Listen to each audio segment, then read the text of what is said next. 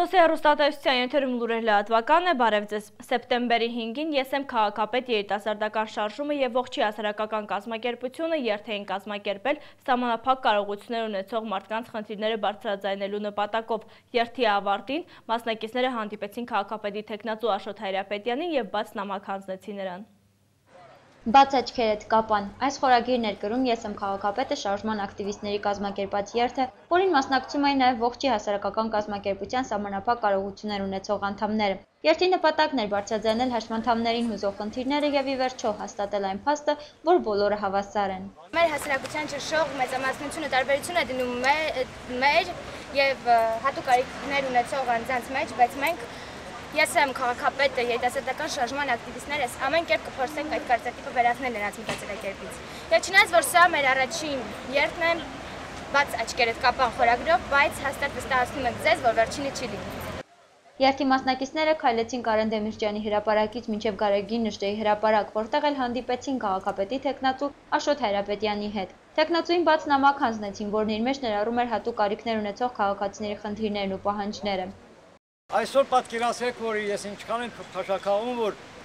դպրոցական երեխաները, երիտասարդները միացել են եւ ուզում են անպայման սատար կաղնեն, եւ տեսնեն հավասարը հավասարին կապան քաղաքում, հատուկ կարիքավոր մարդկանց, մեծահասակներին, փոքրիկներին։ Եվ նրանց կողմից կա առաջարկություններ, որ սա մեր առաջին եւ վերջին հանդիպումը չի։ Քաղաքապետի թեկնածու Աշոտ Հայրապետյանը նույնպես ողջունեց երիտասարդների նախաձեռնությունը եւ կարեւորեց հոգատարությունը հաշմանդամների հանդեպ։ Շատ կարևորում եմ այսպիսի հավաքները, այսպիսի մտքի, խոսքի արտահայտման ձևը, տարբերակը եւ ձեր ձայնը, այսպես ասած, բարձրացնելու ձեր իրավունքը փորձելու եմ թե ընտրվելու դեպքում ի պաշտոն է, թե որպես ձեր համախաղացի միշտ փորձել աջակցել ձեզ, ձեր բարձրացած խնդիրների լուծումները տալ եւ այս ամենի հետ մեկտեղ ես ուզում եմ ասել, որ հաշմանդամներին միայն կարեկցելու կամ այսպես ասած ֆինանսական օգնություններ տրամադրելը չէ, որ ես կարևորում եմ։ Ես կարևորում եմ առաջին հերթին ձեր զբաղվածության խնդիրը, որպեսզի դուք հնարավորինս պիտանի զգաք ձեզ, պիտանի զգաք որպես այս հասարակության լիիրավ անդամ, լիարժեք անդամ։ Հավաքի վերջում ստեղծված մտերմիկ միջավայրում փոքրիկ Սամվելը ցանկացավ երգել իր նոր ընկերների համար։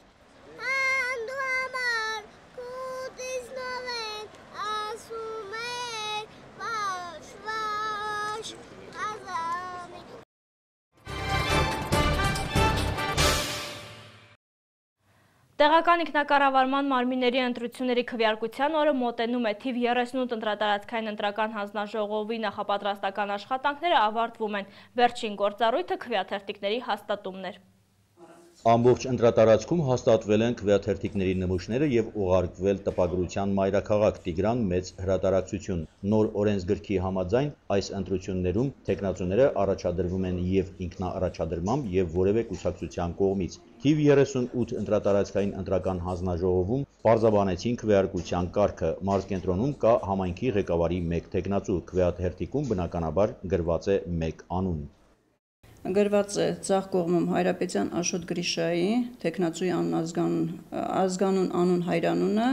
եւ աջ կողմում առաջադրող կուսակցության անվանումը։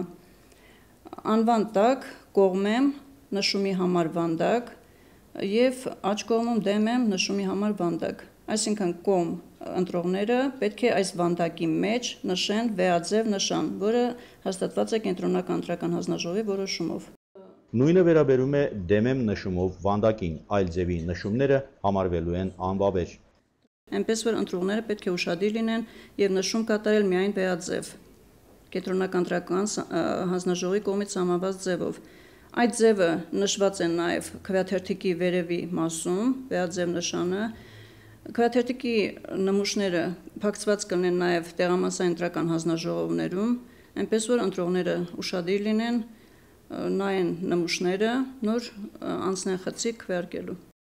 Կան համայնքներ, որտեղ ընտրվելու են մեկից ավելի թեկնածուներ, այդ դեպքում ընտրողը բնականաբար պետք է նշում կատարի այն թեկնածուի օգտին, ում ցանկանում է։ Սեպտեմբերի 9-ին ընտրվելու են նաև ավականու անդամներ։ Շատերը մտավախություն ունեն, որ հենց նրանց քվեարկությունն էլ կարող է հերթեր առաջացնել։ Մարզկենտրոնում օրինակ առաջադրվել են ավականու անդամի 54 թեկնածուներ։ Յուրաքանչյուր 750 ընտրողի հատկացվում է 1 քվեախցիկ։ Այդ հանգամանքը եւ տեղամասային ընտրական հանձնաժողովների լավ աշխատանքը հերթեր չեն գոյացնի, վստահեցնում են թիվ 38 ընտրատարածքային ընտրական հանձնաժողովում։ Ձախ մասում հերթական համարներն են 1-ից մինչև 54, ազգանուն անուն հայրանունը եւ առաջադրումը կլինեն ինքնառաջադրում կամ կուսակցության կողմից առաջադրում եւ աջ կողմում նույնպես վանդակներ, որտեղ պետք է նշում կատարել։ Վանդակները իրար մի քիչ ավելի մոտ են, կատարվելու է բեաձև նշում, ասենք նշում, այնպես որ չանցնի, չհատի մյուս վանդակը, որպեսզի հստակ աներկբա որոշվի, որ ում օգտին է քվեարկված։ Եթե մի քիչ անցել է, ոչինչ, որովհետև հստակ երևում է, որ տվյալ թեկնածուին է քվեարկված։ Իսկ եթե նշումը այնպես արված, որ երկու վանդակներն էլ հատված են եւ հնարավոր չի որոշել, այդ դեպքում խնդրում եմ այդպես անել, անվավեր չհամարել քվեաթերթիկները։ Համայնքի ղեկավարների եւ ավականու անդամների քվեաթերթիկները տարբեր գույներ են ունենալու։ Յուրաքանչյուր քվեաթերթիկ պետք է դնել համապատասխան գույնի ծրարում։ Խորհուրդ են տալիս հանձնաժողովում։ Նախորդ ընտրություններում 2008 թվականին Կապանուն 15-ի փոխարեն ընտրվեց ավականու 11 անդամ։ Պատճառը անճշտություններն էին։ Հանձնաժողովում հույս ունեն, որ այս անգամ բոլոր 15 անդամներն էլ կընտրվեն։ Մնում է, որ ընտրողները ուշադիր լինեն, հանձնաժողովներն էլ բարեխղճորեն կատարեն իրենց աշխատանքը։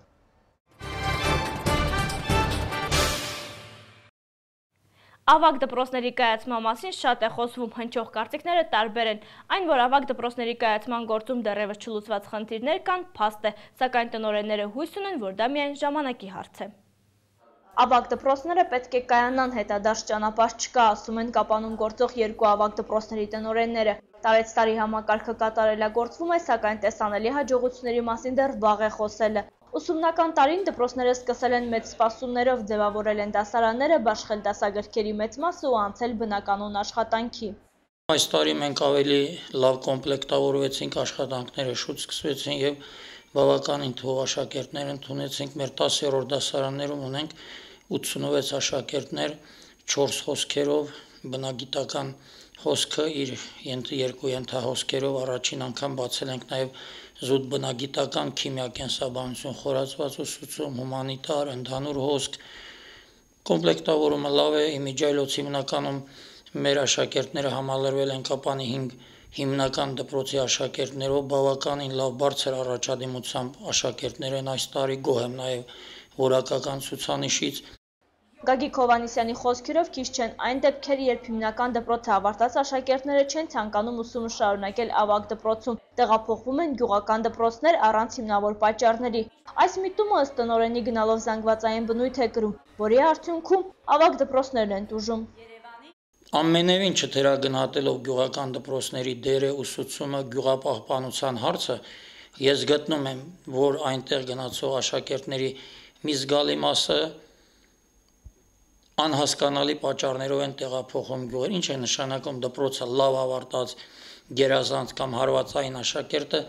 տեղափոխում է գյուղական դպրոց առանց որևէ լուրջ պատճառաբանության։ Մենք առանձին դեպքերի մասին չենք խոսում, առանձին դեպքեր միշտ լինել են, կլինեն։ Տնօրենները համամիտ չեն այն կարծիքի հետ, թե երկու ավագ դպրոցը մարզկենտրոնի համար շատ է։ Համենայն դեպս ըստ նրանց առաջիկա մի քանի տարիներին դպրոցները կարող են աշխատել։ Խնդիրը կսրվի այն ժամանակ, երբ միայն 10, 11, 12-րդ դասարաններ գործեն։ Երկու ավագ դպրոց կարող է նաև գոյատևել Կապանում, կարող է նաև նորմալ աշխատել, եթե նորմալ համալրում մինչև 14-15 ուսումնական տարին գուցե ներառյալ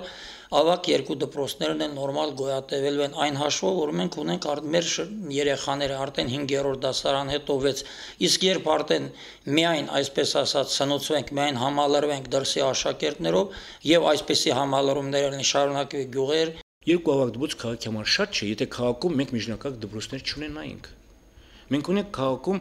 4 միջնակարգ դպրոց։ կապանի թիվ 4-ը, կապանի թիվ 8-ը,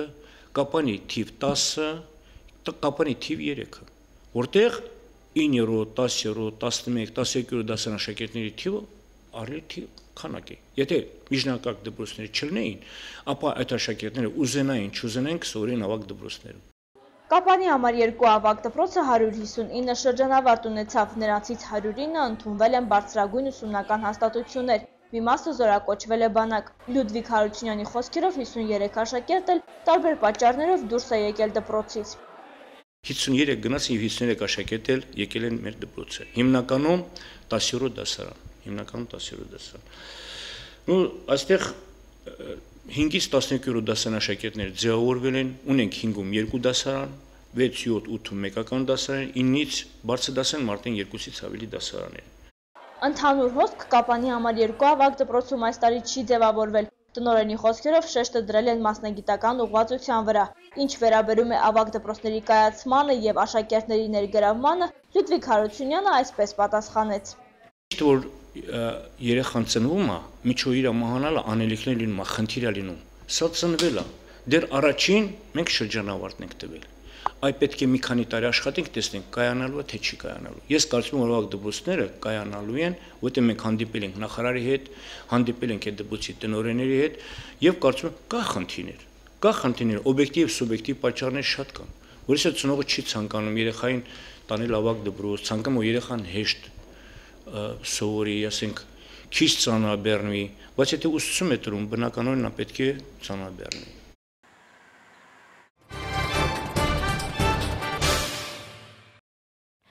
Դեռ չի ավարտվել Սյունիքի տարածաշրջանային պետական քոլեջի հիմնանորոգումը, փուլերով կատարվող աշխատանքը որոշակիորեն խանգարում է ուսումնական գործընթացին, սակայն այլընտրանք չկա։ Այս փուլով 46 միլիոն դրամ է նախատեսվել, կապանորոգշինի վարպետները երրորդ հարկում ավարտում են աշխատանքը։ Արդեն երրորդ տարին է մանկավարժները, սովորողներն ու շինարարներն առավոտյան միասին աշխատանքի են գնում Սյունիքի տարածաշրջանային քոլեջ։ Եվրամիության ֆինանսավորման փուլային տարբերակով առաջին փուլում անբարեխիղճ վարպետների միջոցով հիմնանորոգվում է հաստատությունը։ Կառավարություն են դիմել ու խնդրել փոխել շինարարին։ Հիմա կապանորոգշինն է այստեղ երրորդ հարկում։ Մինչև տարեվերջ կավարտեն բարեկարգումն ու այս փուլի համար նախատեսված 46 միլիոն դրամով պատրաստ կլինի այս հարկը։ Դասապրոցեսը առաջին, երկրորդ եւ չորրորդ հարկերում են կազմակերպում, անհարմարությունները դեռ հաղթահարում ենք, ասում է տնօրեն Մարատ Սարդարյանը։ Գործի 60%-ն արել են, կհամբերենք։ 8-ից 10 մասնագիտությունների գծով 130 սովորող են ընդունել առաջին կուրս։ Այսօրվա պայմաններում բավականին հաջող ցուցանիշ է, չի դժգոհում տնօրենը։ Հատուկենտ սովորողներ ունեն ուրիշ տարածաշրջաններից, Արցախից, Սիսիանից, Մեղրիից։ Առանձնահատուկ վերաբերմունք ունենք նրանց նկատմամբ, հանրակացարանային պայմաններ ենք ստեղծել։ Եվրամիության ծրագրով մարզի միջի մասնագիտական հաստատությունների համար ուսումնամեթոդական կենտրոն է քոլեջը, համակարգում է նման կրթօջախների գործունեությունը։ Համատեղ քննարկում ենք խնդիրները, հաջողված փորձն ենք փոխանակում։ Գործատուների միության եւ զբաղվածության կենտրոնի հետ են համագործակցում։ Ձեր կետակեզ 3 նամակ ունենք, որ իրենց գործակալությունը, ուրեմն այսօր իրենց նկատմամբ էպսի ասենք պահանջադրել, որ տարածաշրջանում նման դասընթացներ ուսուցում կազմակերպելու ժամանակ 10%-ի սահմաններում պարտադիր պետք է մենք պատրաստենք իրենց կադրերը։ Ընդ որում նաև այդ պայմանավորվածություն կար, որ պայմանագրում մենք որոշակի պարտավորություն էինք նրանց աշխատանքի տեղավորել հարցում, բայց այդ 10%-ի սահմաններում այդ ուսուցումը կազմակերպելու ժամանակ մենք այդ պարտավորությունից դուրս ենք մնում, այսինքն դա նաև մեզ համար առավելություն են տալիս։ Հաճախ գործադուների հետ շփվում ենք ու տեղեկանում, թե ինչ մասնագետների կարիք են զգում, հետևություններ ենք անում ու կողմնորոշվում, թե մոտ ապագայում ինչ բաժիններ կարելի է բացել։ Մենք պատրաստական ենք, ասում է Մարատ Սարդարյանը, գործատուն էլ պետք է շահագրգիռ լինի։ Նրա համար մենք կարող ենք որակյալ կադրեր պատրաստել։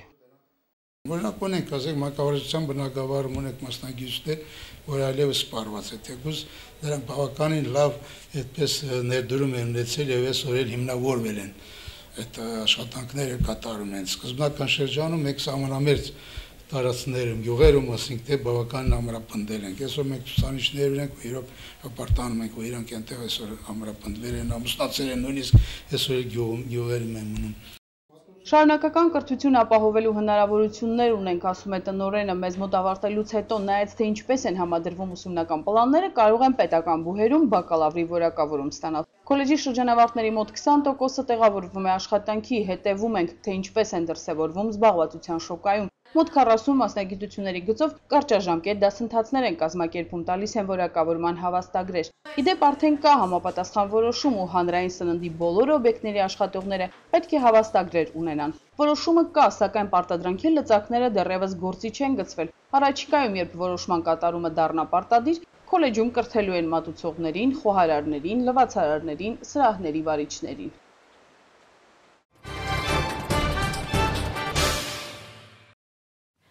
Մեծ Եղեռնի և 1988 թվականի զոհերի հիշատակը Սալվարդում այսուհետ կխնկարկեն գյուղի կենտրոնում տեղադրված հուշաքարի մոտ։ Այդ հնարավորությունը գյուղացիների համար ընձեռել է Բելգիայում բնակվող արմատներով սալվարդցի Լերմոնտ Ենոքյանը, պատմում է Սիսյանցի մեր գործընկերները։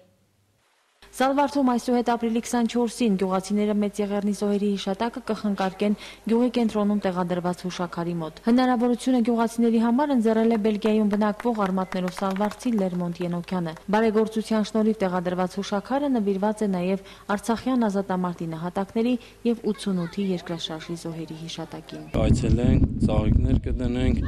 և նաև միջոցառումներ կկազմակերպենք, կհիշենք մեր անմեղ զոհերին։ Հուշաքարը տեղադրվել է համայնքի կենտրոնում հայրենական մեծ պատերազմի զոհերի հիշատակին կանգնեցված հուշարձանի հարևանությամբ։ Դա միակ կոթողն էր, որի շուրջ էին հավաքում սալվարդցիները բոլոր տոն և հիշատակի օրերին։ Երբեք մարդկությունը չպետք է մոռանա և երկրորդ համաշխարհային պատերազմը, և մանավանդ այն ցեղասպանությունները, որ տարբեր ժողովուրդներ կրել են իրենց մաշկի վրա, այդ թվում հայ ազգը։ Հաստատում դարերն են այդտեղ գծերը, իսկ քարքարոտ ունես որ փոս են բան են, դա մեր ազգի հետ պատահած դժբախտություններն են, պատուհասներն։ Հայոց ճանապարհն այլևս խորթուբորդ չպետք է լինի, ասում է սալվարդցի բարերար Լերմոնտ Ենոքյանը։ Իր երկու ազգականների հետ նա հուշաքարը տեղադրել է հենց այդ ցանկությամբ։ Համաձայն է այն կարծիքի հետ, որ բարեգործությունը թեթևություն է պարգևում հոգուն։ Ճիշտ են ասում։ Ես այս տարի որ օգնեցի, ասենք ինչ ոնց կարողացա, ոնց որ իմ թորնիկներին կամ իմ երեխաներին եմ օգնում։ Ես չեմ անում, որ ինչ-որ մեկը ինձ շնորհակալություն ասի կամ ասենք մի բան, իմ սրտից եմ անում։ Լերմոնտ Ենոքյանը հայրենի գյուղին աջակցում է օտար երկրում վաստակող իր ոչ մեծ եկամտից, խնայողությունների հաշվին։ Արդեն մի քանի տարի է օժանդակում է Սալվարդի անապահով ընտանիքներից մեկին։ Սպասք է տրամադրել նաև համայնքի կենցաղի տանը։ Հայրենի գյուղում լինում է տարեկան մեկ անգամ, ծրագրում հաջորդ տարվա ընթացքում իր անելիքները։